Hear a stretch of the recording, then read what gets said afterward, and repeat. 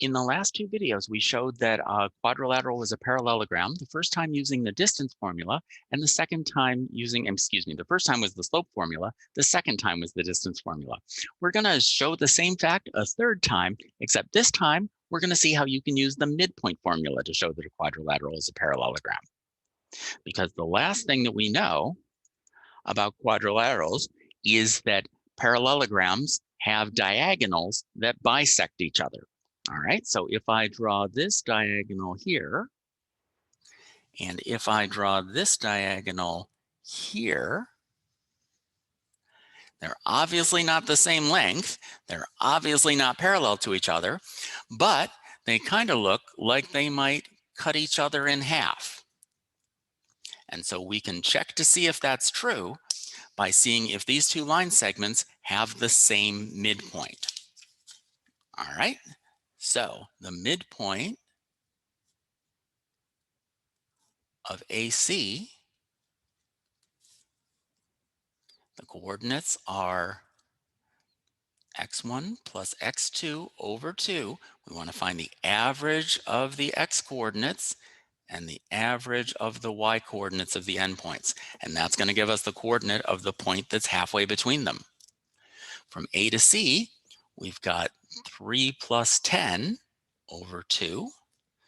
And then our y coordinates are 6 plus 1 over 2.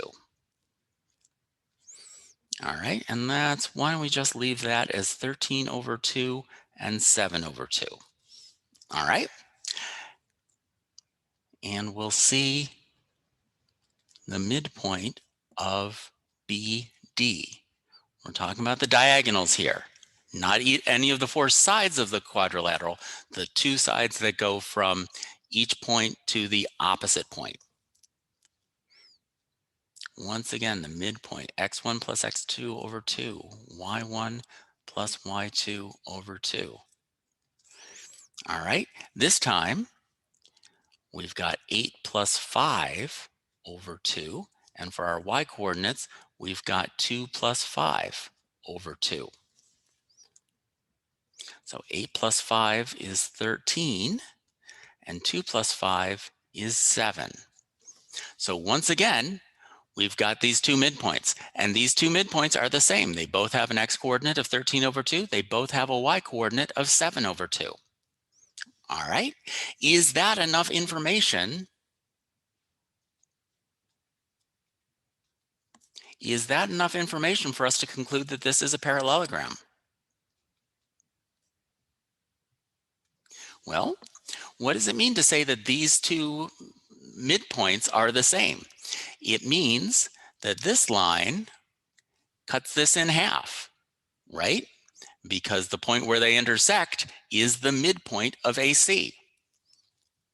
And it also says that the midpoint of DB is on this line as well. So this diagonal cuts DB into two equal pieces. So therefore, the diagonals bisect each other.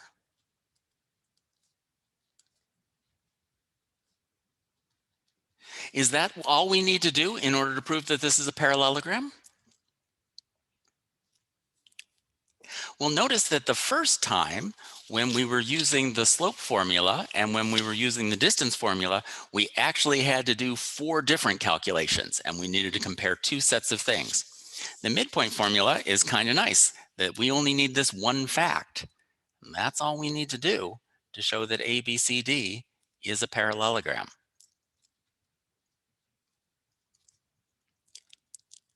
So that's kind of a nice thing.